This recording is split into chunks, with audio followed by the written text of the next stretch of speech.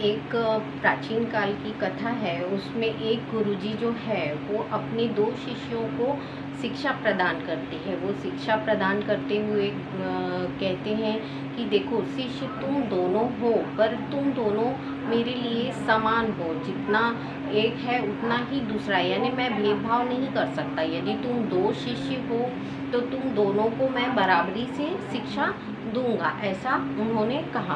तो शिष्यों को लगा चलो बराबरी का हमें पात्र मिला है, तो हम यानी ना हम छोटे हैं ना हम बड़े हैं, तो ऐसा बोलकर वो दोनों मित्र की तरह रहने लगे। जब वो दोनों में घनिष्ठता हो गई, मित्रता हो गई, तब एक दिन वो दोनों ध्यान के लिए एक नदी के किनारे गए। जब वो नदी के किनारे जाके ध्यान लगाने लगे तो गुरु ने एक शिक्षा जो उन्होंने दी थी उसकी परीक्षा लेनी चाहिए। यानी गुरु वहाँ बैठे अपने आश्रम में सब कुछ देख रहे थे कि ये दोनों शिष्य क्या कर रहे हैं।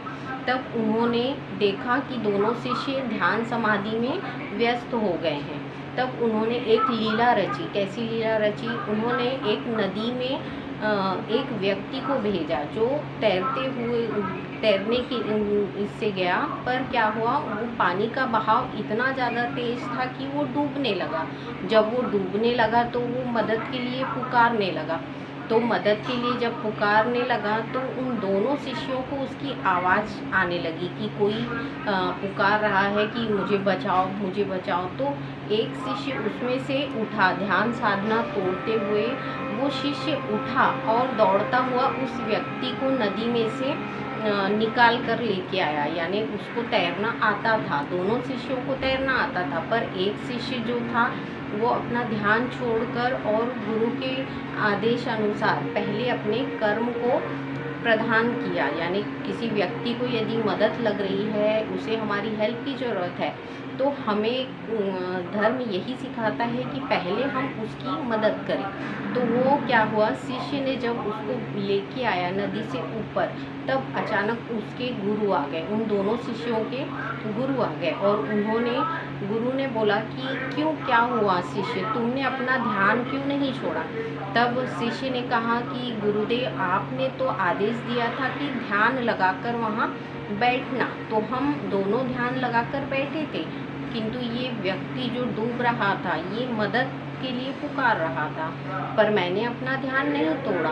पर ये जो पहला शिष्य है जो बचाने के लिए व्यक्ति को गया था, उसने ध्यान तोड़ दिया। तो वही गुरु ने बोला कि तुमने अपना ध्यान क्यों नहीं तोड़ा, कि किसी व्यक्ति को मरता हुआ देखकर उसकी मदद के लिए ना जाना तुम्हारी सबसे बड़ी मूर्खता है। क्योंकि धर्म यही सिखाता है कि हम यदि किसी व्यक्ति को मदद लग रही है या कोई व्यक्ति हमें अपनी मदद के लिए पुकारता है, तो हमें सबसे पहले उसको मदद देनी चाहिए। ध्यान साधना है, ये थोड़े समय बाद भी हो जाती है। यदि तुम ऐसा सोच रहे हो कि तुम ध्यान में व्यस्त थे, तुमने मेरे नियमों का पालन किया, तो ये मूर्खता थी तुम्हारी। यदि वो अपना ध्यान छोड़कर उस व्यक्ति को बचाने गया है, तो उसने सच्चे धर्म का पालन किया है, उसने वास्तव में धर्म का जो अर्थ है उसको जाना है।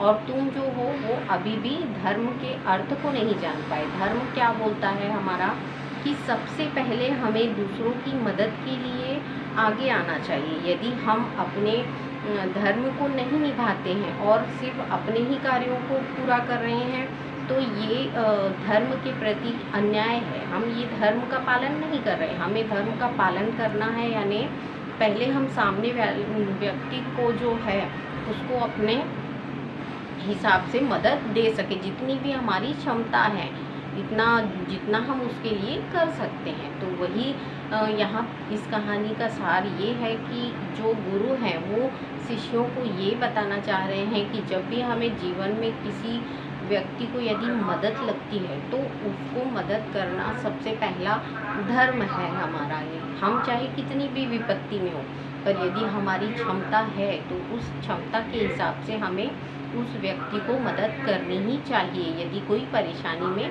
है। तो इस कथा से यही शिक्षा मिलती है कि धर्म को आगे बढ़ाना है तो हम एक दूसरे की मदद करते हुए चलें, तब हमारे धर्म को जो है वो स्थापित हम कर सकते हैं। इनके द्वारा शिक्षा मिलेगी हमें, हमारा जो है विकास होगा और हम अपने जीवन पथ पे आगे बढ़ते जाएंगे।